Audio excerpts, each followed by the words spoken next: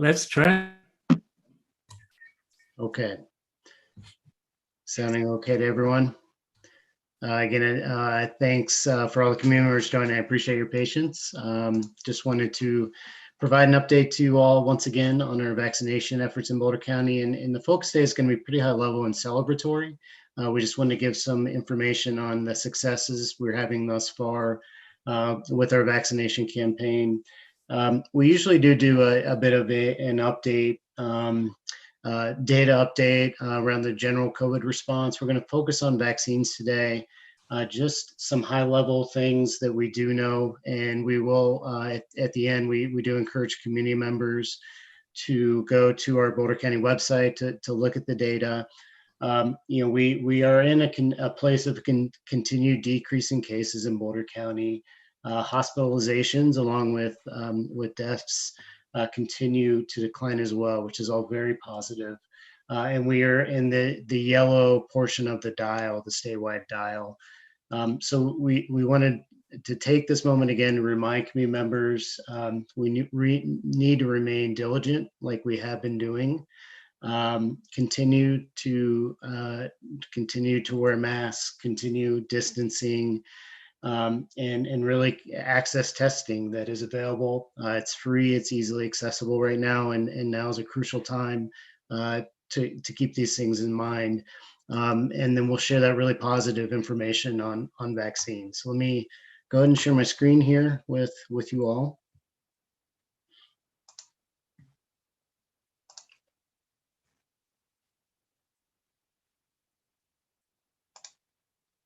Okay. And I will jump into this. I wanted to provide a big picture view for community members, and many of you may have seen this, but it's to be celebrated. So the numbers in the United States for vaccines, there's been 61 million people in the United States that have seen at least one dose of vaccine, and that's something to celebrate. It's about 18% of the United States population. And if you look at that number of members in the United States, community members in the United States that are older than 65, about 60% of the population there, 32 million people received at least that first dose of vaccine. And, it's sometimes easy to lose the big picture view. We need to celebrate that and also recognize there's significant work to do. This truly is an unprecedented mass vaccination campaign. And I just want to thank the community. I want to thank all the providers, everyone at public health, everyone in our health systems, clinics that have been helping with this endeavor and effort. It's simply been a tremendous lift. And these numbers show you how far we've gotten in the United States. Additionally, in the state of Colorado, there's been about 1 million people with one dose of vaccine, which is a great number to celebrate. So again, just want to remind and focus on some of the positive things we're doing with this vaccination rollout. We wanted to remind community members of where we're at with the statewide vaccination plan. There were some changes last week with the phasing, and this really was based on a good knowledge of vaccine availability and vaccine allocation to the state of Colorado. Just to share with community members, we still are seeing a pretty low amount of vaccine and on a weekly allocation. We did see about 11,000 vaccines allocated to Boulder County last week. That is a bit of an increase. 2,000 of those vaccines were the new Johnson & Johnson vaccine, the one-dose vaccine that Dr. Bina will talk a little bit about. So those numbers are still pretty low. So for community members that are now in that phase 1B3, it's a large number. As you see, about 60,000 community members that fall in that phase 1B3. These are workers in grocery stores, agricultural workers, community members with 2 or more high-risk conditions. It's still going to take a little while to have a vaccine available to you. So we ask for your patience. We will continue to communicate with you. I'll talk a little bit about, again, our websites that have all our providers on the website, and that will allow you, that'll be a good place for you to continue to look for vaccine and the opportunity to get vaccinated. We also know towards the end of March, we have a very large phase, and this is really based on vaccine anticipation of more and more vaccine being available to the state of Colorado and Boulder County. We're excited to move to that phase, but it is very large. It's about 2.5 million people in the state of Colorado, about 150,000 community members in Boulder County alone. So we'll talk a little bit about what that means as we move towards the end of March and our strategies as a community. Another reason to celebrate. So we've had about 66,000 community members in Boulder County that have had at least one COVID-19 vaccine. That's 1 in 4 adults in Boulder County, which is something to celebrate. And you see, we're very excited that that number of community members that have that full course which is crucial right now, is about 37,000 people, almost 38,000 people in Boulder County. Again, this is not to say that we don't have work to do, and community members, we know in some places are still struggling with barriers to access vaccine. So we're going to continue to work hard to ensure every community member, should they make that good decision, should be able to access vaccine. And just want to mention, we, with our community members 70 plus, that was a big focus early on, and really our providers really stepped up to help vaccinate this group of community members. And we've vaccinated with 1 dose nearly almost 90% of those community members in Boulder County. With that full dose, it's been with that full course, which is exciting. It's about almost 66%. And we are diligently moving through additional community members in the 65 to 69-year-old age ranges. So about 66% of those community members have received 1 dose of vaccine. Again, a good thing to celebrate as a community.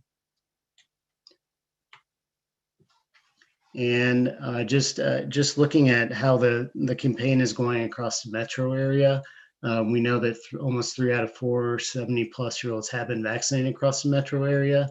As you see here, and this is a testament to all the hard work that has been done in Boulder County.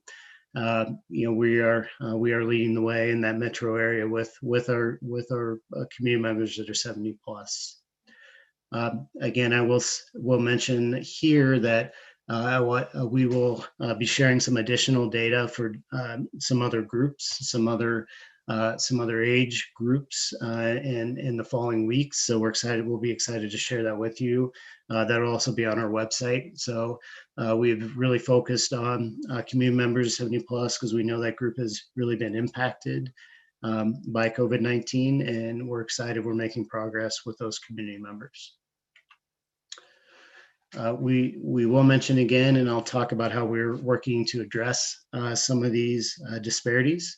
And we know that community members, Hispanic and Latinx community members, have had barriers in accessing vaccine, and we are working very hard. And I'll talk about as a community, as a grassroots effort, how we're approaching that. And just a reminder for community members, the approach we've had and will continue to have with the vaccine administration in the county. We have really worked hard to build a provider network. This is about 33 providers, and it's growing in our community. These are all the hospitals in our community, our federally qualified health centers, our clinics, Clinica and Salud. The pharmacies in the county, Safeway and King Soopers, have been incredible partners. CU Boulder, other clinics in the community, Hope Lake Clinic, Boulder Medical Center. Together, we work together very closely to ensure that community members can access vaccine. To answer maybe some questions we've heard from the community on this strategy, those traditional clinics, that structure is really built for community members that have good access to IT, have transportation resources. So we're going to continue to urge community members that have those resources to access vaccine through this traditional way. For example, we know, there's lots of businesses in phase 1B4. We'll have more information on this. We're really encouraging those businesses to share information with their employees and staff about these traditional clinics.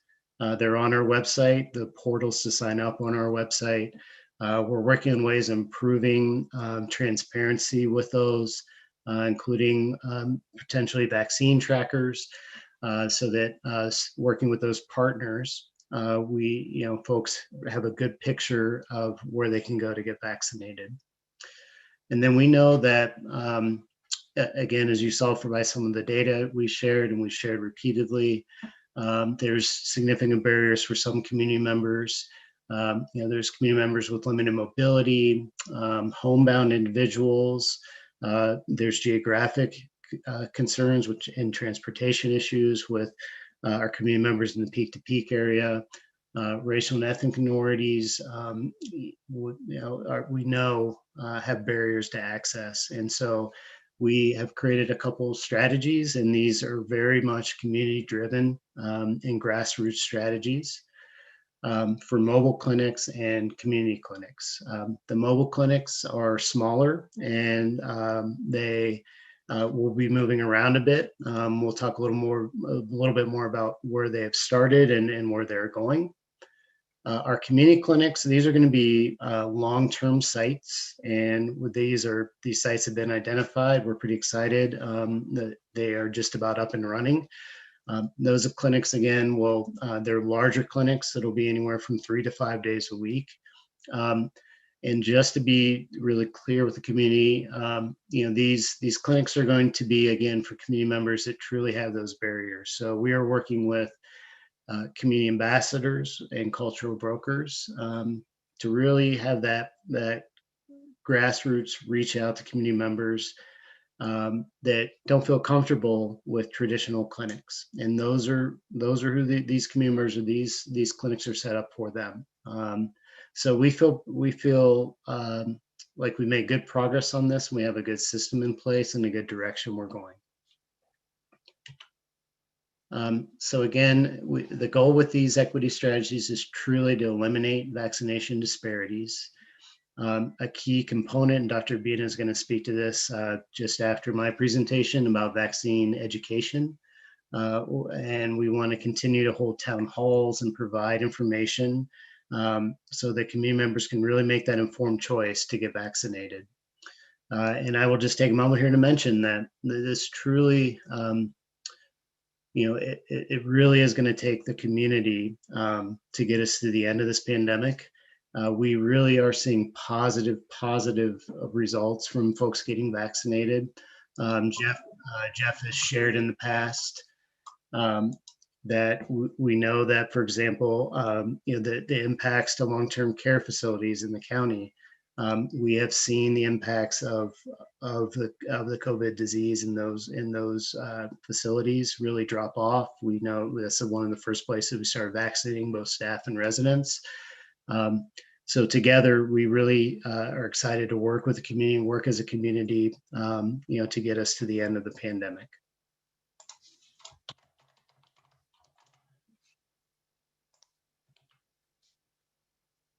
And I know this is a real busy slide. We've shared this before. I just want to really reiterate with the community how this equity strategy works.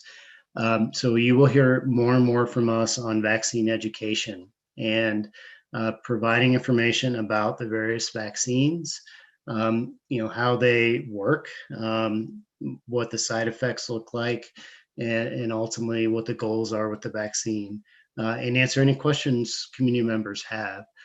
So we have done, we've done tens of these town halls. Sheila Davis, our health equity coordinator, along with Elizabeth Mendoza, our cultural broker. Dr. Bina has done many of these town halls to provide information. We had a great town hall with our early childhood providers, for example. If they had questions about the vaccine, they were able to get a lot of those questions answered and make good informed decisions to get vaccinated. So those you will see more of those town halls. And we do encourage community members to send us messages if they would like to have a town hall. We'll work on that. We're looking to bring on additional partners to help us with the town halls, like Clinica, like Beacon Clinic with Boulder Community Hospital. So that is very exciting work. And we have worked really hard with a vaccine equity coordinating committee. And this truly is a grassroots and community-driven group of community members. They are tasked with helping us identify vaccination sites, ensuring they're in the right place, and they're informed by where the community feels comfortable accessing vaccine. And so it's been such a great group to work with. They're making good progress. And then the key to really ensuring folks access vaccine is to connect with them even almost on a door-to-door basis. And so we are working with a group including community ambassadors and community influencers. So chambers of commerce, family resource centers like our center, EFA, Sister Carmen. Our goal is to work with these community members and community connectors to ensure that folks have the information they need, to ensure they know that a vaccine clinic is available to them, and they trust that site. So that work continues. And then we are then making sure that vaccine providers there provide the vaccine in a very culturally relevant and an appropriate way. So we made good progress on this. I'll share a little bit of that progress next year. So just mentioned those town halls. I don't want to touch on that too much more. Dr. Bean will talk about this a little bit, but I would remind community members to reach out to us if that is something they're interested in. Just an update on our community clinics. So again, the reminder is these are larger clinics that again are part of our equity strategy. They're going to be long-term and really a place where folks recognize that they can go get vaccinated. So we're working on a Longmont site that's nearly finalized. It's going to be an incredible partnership with Salud Family Health, who's a federally qualified health center in our community. And they're getting a federal allocation of vaccine, and it really is allocated to meet that equity goal. So we're excited about that. It really is coming to fruition. We should see that available to the community in the next couple of weeks.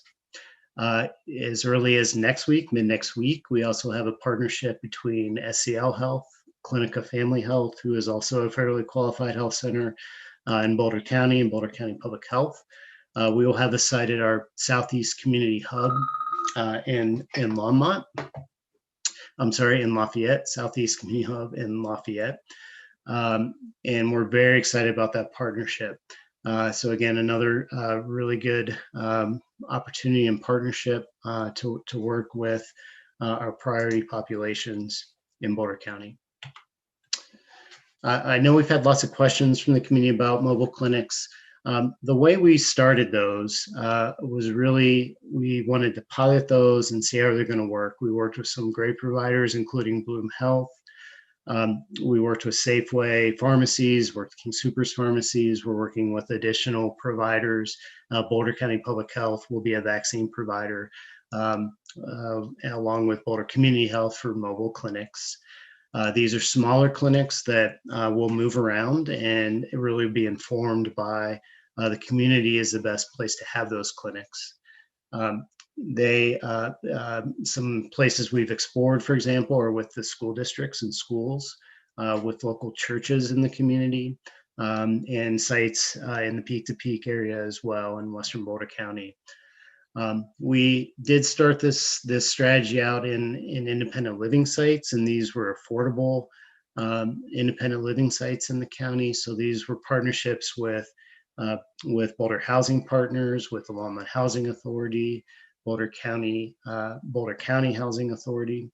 And so we've had 40 clinics and vaccinated over 650 community members in those clinics. So we're very excited about that and learned a lot.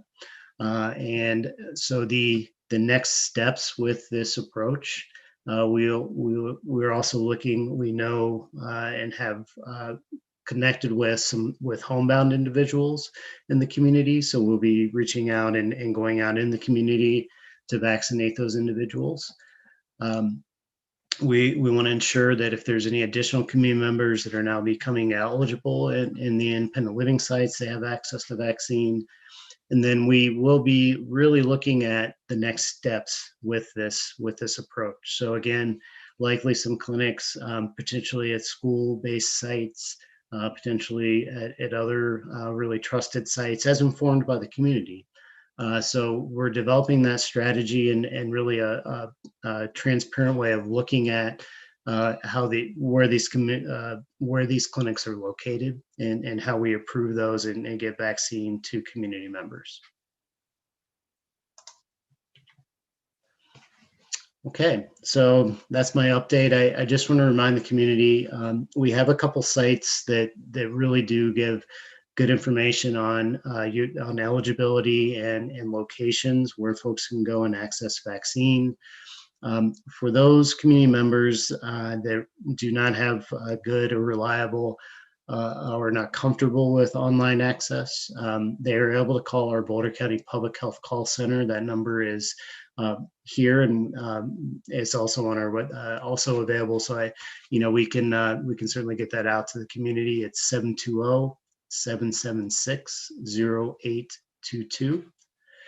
And again, we really encourage community members to give us a call there. We can work to give you information and potentially work with you to get you signed up with a vaccine provider. So I think I'll end there, and I'd be happy to answer any questions, or I guess we probably best to go ahead and turn it over to Dr. Urbina.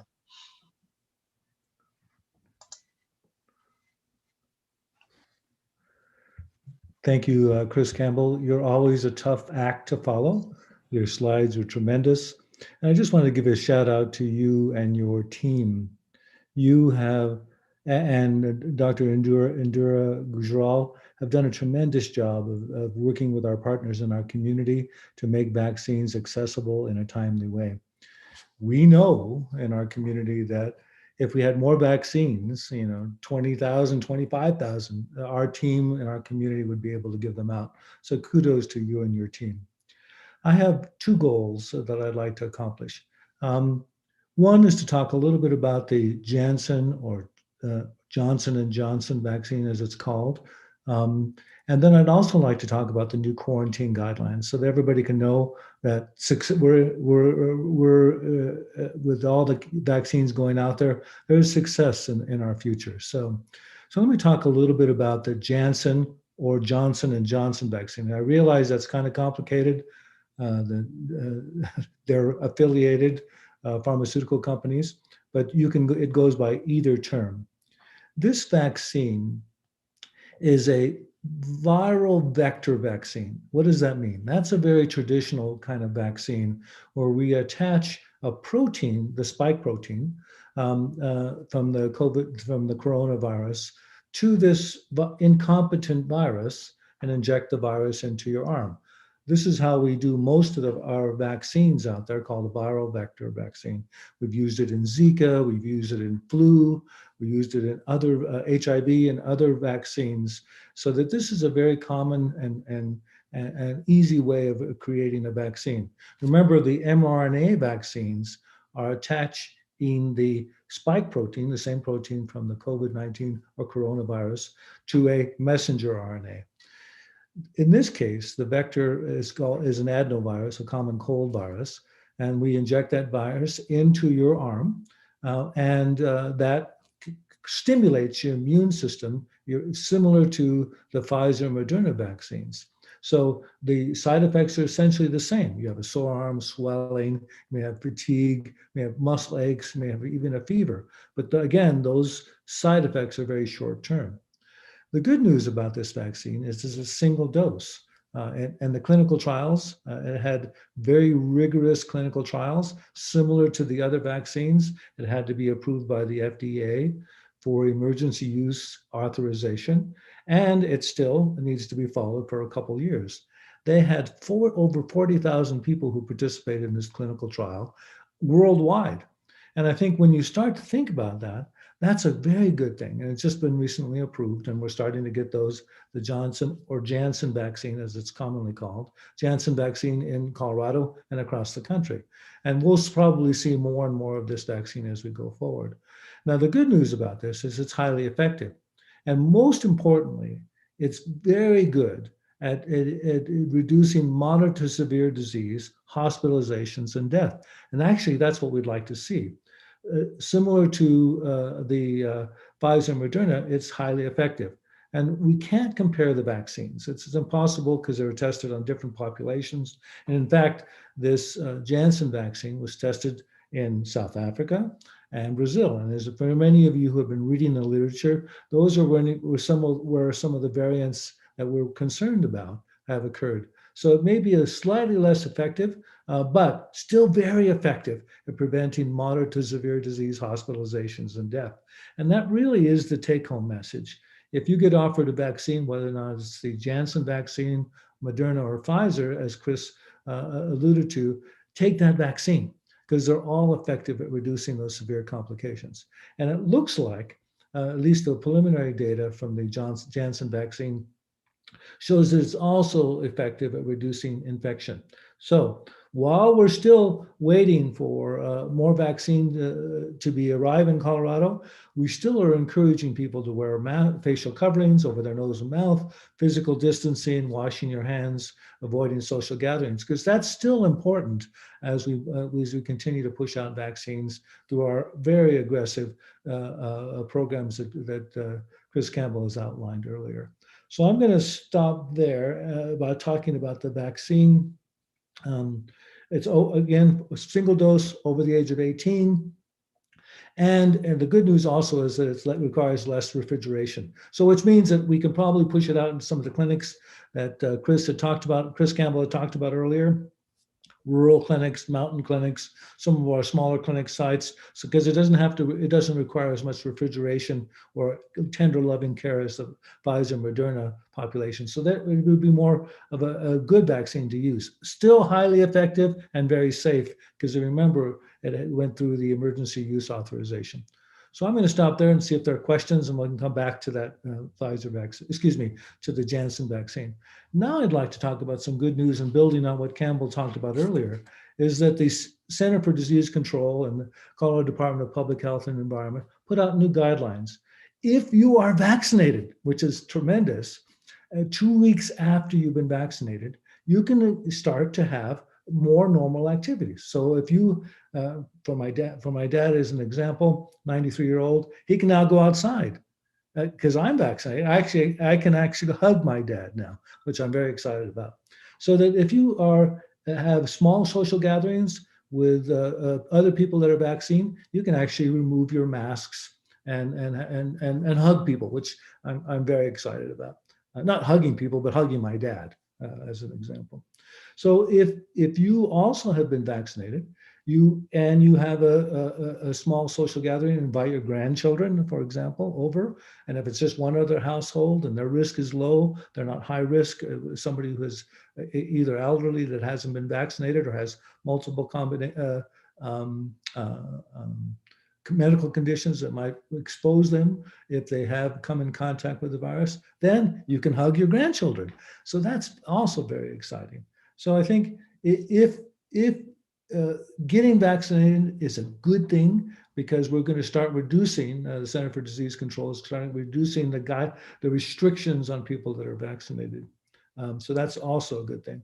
And also, if you've been vaccinated, some businesses were starting to make the decisions around certain businesses that if you've been vaccinated, you don't have to quarantine unless you're in a long-term care facility and assisted living, or you've been exposed to the virus. And then we'd want you to watch for symptoms. And then if you develop symptoms, we'd want you to isolate, get tested, those kinds of things that Chris Campbell talked about. So there's good news in sight. Those restrictions are being lifted for people that are fully vaccinated. So that is another reason why you should consider getting vaccinated, because we can reduce those restrictions and go back to more normal, hugging your grandchildren, hugging your dad, or your elderly aunts and uncles. I think this is a very exciting time to be considering this.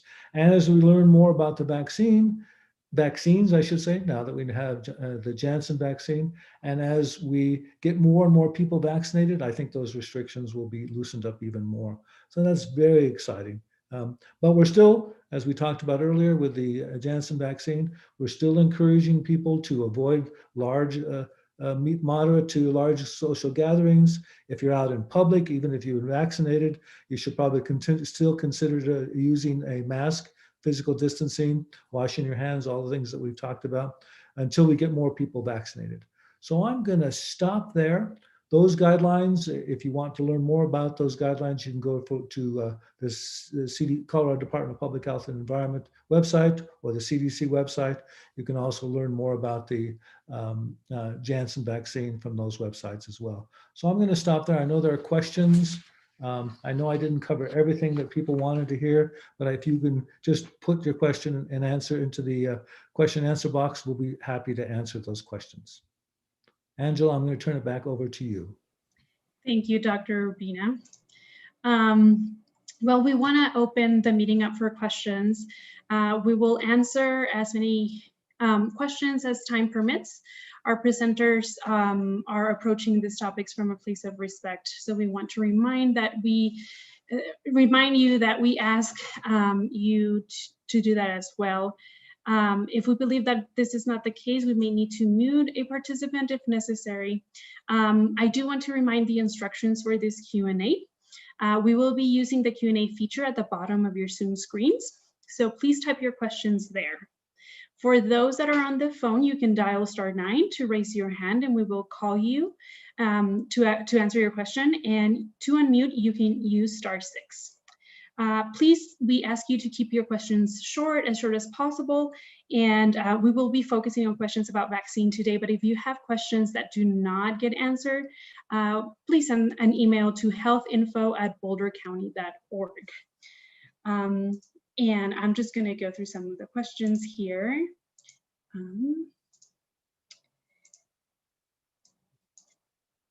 So Dr. Urbina, Chris, this might be for you.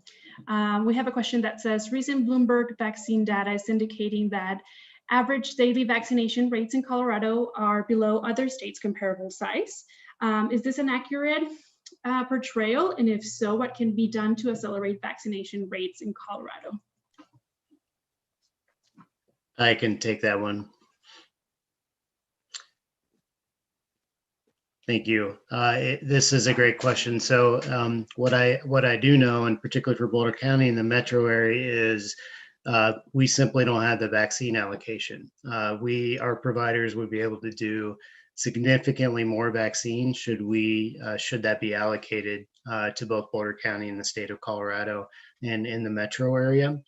Really, to me, that is truly the reason why we might be lagging behind is simply the lack of vaccine and the lack of vaccine allocation.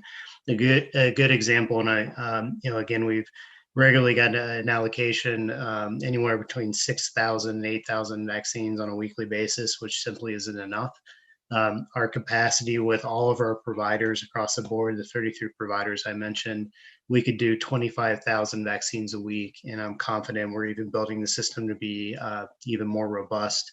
To me, it's once that supply is here, we're ready. And you saw the strategies we discussed to ensure vaccines are accessible and equitably accessible. So that's my assessment. Thank you, Chris. Dr. Urbina, I have a question directed for you. It's asking about antibody tests. So it says CDPHE is showing a rise in the percent positivity in the last few weeks. Do you credit that to vaccinations? And do you expect it to increase over time? And is that useful to assess herd immunity in public policy changes? This is a question from Alec. He often comes on and asks about antibodies. I appreciate that, Alec. It's a great question. Too soon to tell, Alec. Obviously, any vaccine that we get or a natural infection does increase in antibodies in our populations. Hopefully, as we get more people vaccinated, that antibody rate will continue to rise. But as we talked about in previous sessions, I'm not completely confident that antibody tests are the best way to make policy decisions. I think it's better to consider the vaccination rates among the people at risk, because we know those vaccines are highly effective, as well as continuing to do our mitigation strategies of having people wear masks, a physical distancing, which we call transmission control. If we can keep those rates up really high, and we're getting people vaccinated, those are better ways in terms of, and looking at hospitalizations and deaths and cases are all better indicators in my mind about how we monitor and make policy decisions. I hope that's helpful. Don't go just yet, Dr. Urbina. I have another question for you. And this is a really good question that we get asked quite a lot. It says, is one vaccine preferable to another if you have already recovered from COVID-19? Thank you for that question. It's a very common question, and I'm happy to answer it as many times as people ask it. It doesn't matter which vaccine you get. They're all effective. And I think in the future, we'll have other vaccines as well. AstraZeneca and Novavax will also be effective vaccines, because we know that these vaccines stimulate your immune response to create antibodies, as well as other immune cells that protect you against the infection. That they're all highly effective at reducing moderate to severe disease, hospitalizations, and deaths, and increasing evidence that they actually prevent asymptomatic infection. But that information, that research is still out there. So if you get offered a vaccine, you should get that vaccine. Now, the link between getting the infection, that's COVID-19, produces a similar immune response, but we know that immune response from the natural infection only lasts for about 90 days. You can get reinfected. So that it's a good idea, if you've had COVID-19 in the past, to get a second vaccine. Now, whether or not you choose to get a Moderna and Pfizer vaccine or a Janssen vaccine, it doesn't really matter. Obviously, one is simpler, so it would make sense if you just want to get one vaccine, you'd get the Janssen if you're available, but it doesn't matter. I would encourage people to get whatever vaccine is available to prevent that reinfection rate. Thank you, Dr. Urbina. Chris, another question for you.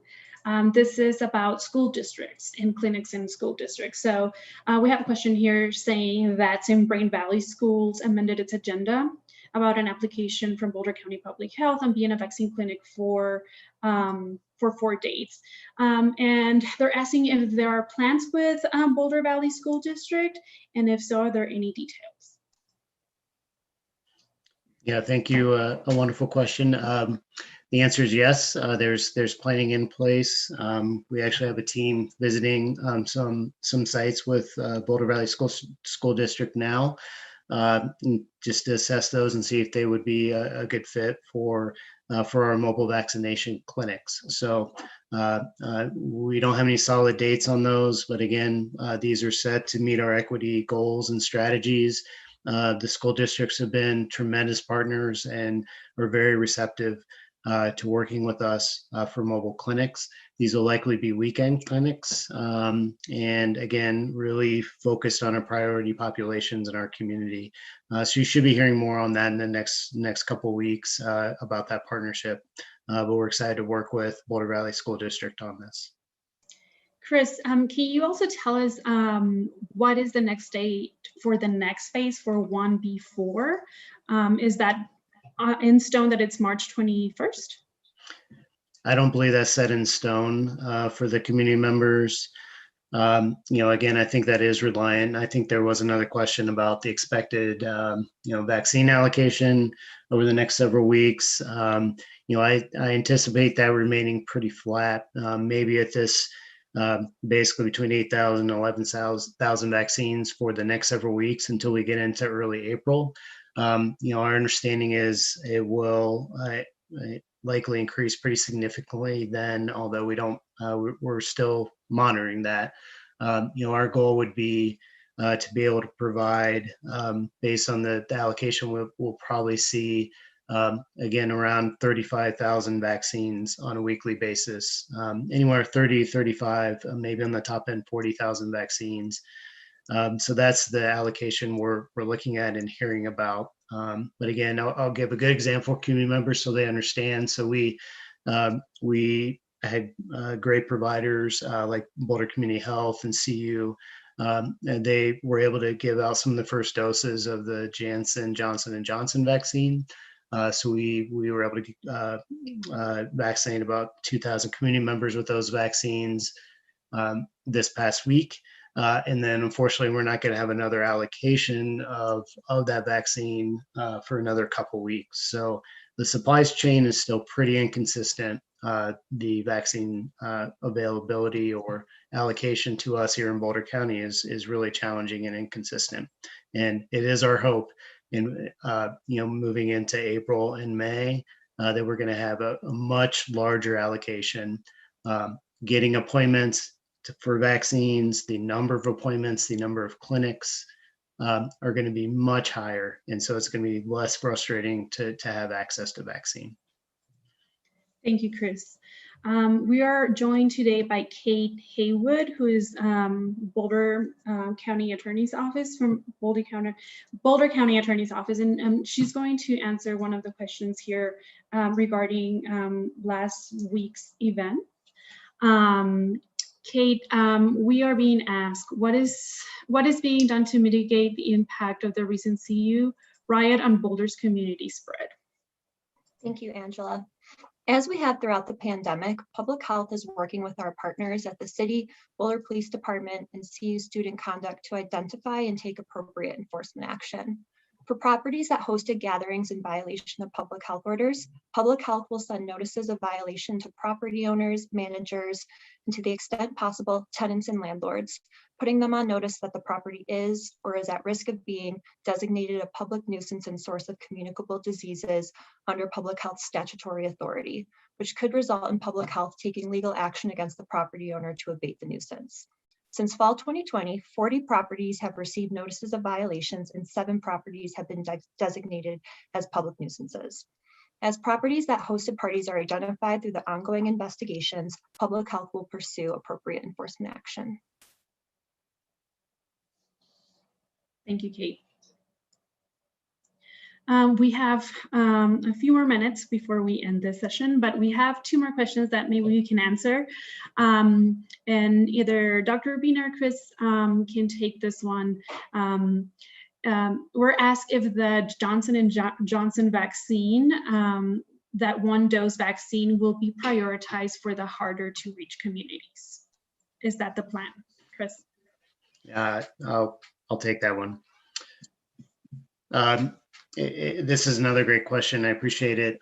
The answer, we're still exploring this, and I will say one good example is our at the Boulder County Jail. That is now a vaccine provider, and so people at the jail, those at the jail that are in the statewide phasing plan will now have access to that Johnson & Johnson vaccine. We feel like that's a great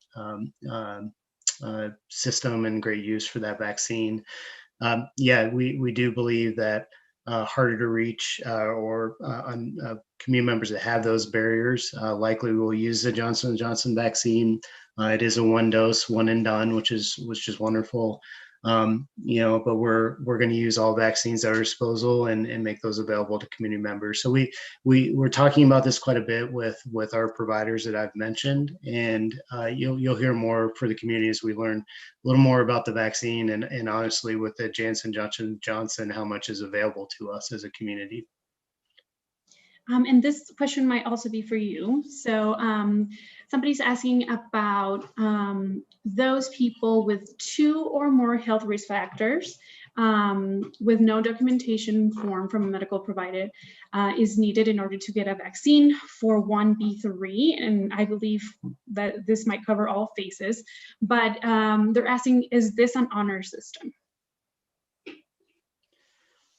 Great. Yeah, another great question. That is correct. So depending on the providers, in essence, a self-attestation. So you're not going to have to provide any kind of documentation. You'll just say, I attest to the fact that I have these underlying health conditions.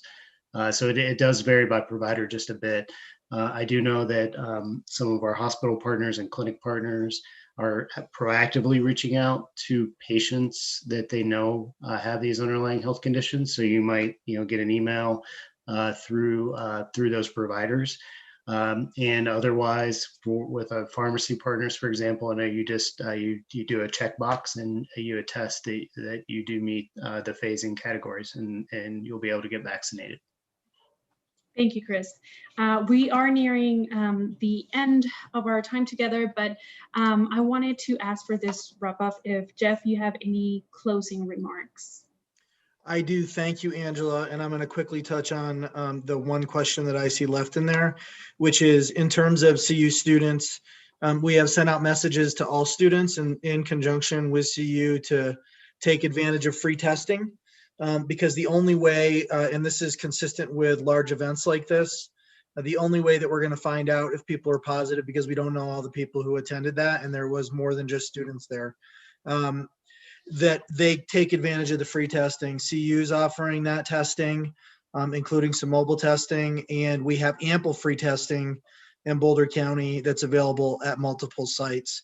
I did want to just close up by saying that and we have asked, I'm sorry, I didn't answer the last part of that. We have asked students to self-quarantine for 14 days and to monitor symptoms as well. The closing statement I wanted to make is CU, I think, was a good example of this. We know that people have COVID fatigue right now. They want to get out, especially with warm weather. We know that people are frustrated with the disease, just as I am and anybody on this call is. We know that it's impacted lots of people in horrible ways, and we have light at the end of the tunnel. I want to just reinforce that. We need to keep these strategies up for a couple more months. Chris talked about more vaccine coming at the end of the month. We do keep hearing this. We are anticipating April and May will be high vaccine availability months. So we have a couple months left to make sure that we're focusing on these strategies. And if we can do that, we can keep our numbers down. We do expect with university here and with students going back to school after spring break that we'll see some increases in numbers, especially in those age categories. But we are vaccinating at the same time our highest risk population. So please hang with us, keep the strategies in place, make sure you're masking, social distancing, and we don't have that much longer to go to get through this vaccine stage. And so thank you for all of those of you who have been following those prevention strategies up to this point. It's the reason why Boulder County Public Health and Boulder County are able to keep this disease down here in our community. That's all I have. Appreciate all of you tuning in, and we will see you in 2 weeks. Thank you, Jeff. And I want to thank all of you for joining us today and for your patience at the beginning of our community update. I want to let you know that we'll be going bi-weekly. So every 2 weeks in the future. So our next community update is going to be March 24th. And to keep you updated until then, you can go to our webpage, bouldercountycovid19.org, and visit our social media pages. And again, if you have any additional questions, please send them to healthinfo@bouldercounty.org. Thank you all.